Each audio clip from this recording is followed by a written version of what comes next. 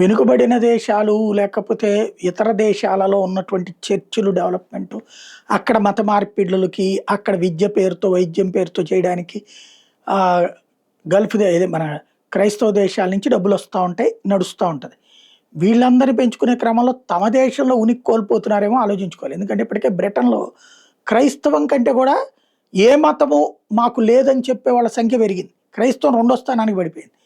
అమెరికాలో చర్చిల నిర్వహణకి భక్తులు విరాళాలేయకపోవడంతో చర్చిలు మూతపడిపోతుంటే వాటిని కొనుక్కుని మసీదుల కింద కడుతున్నారు. ఆ దేశానికి వచ్చినటువంటి చొరబాటుదారులు, శరణార్థులు కలిసి. ఇంకొక వైపున తగలబెడుతున్నారు. తాజాగా చూస్తే grand view united presbyterian church పిట్స్బర్గ్‌లో ఉంటది.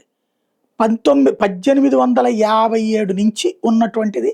అది కాస్త ఇప్పుడు తాజాగా తగలబడినటువంటి పరిస్థితి.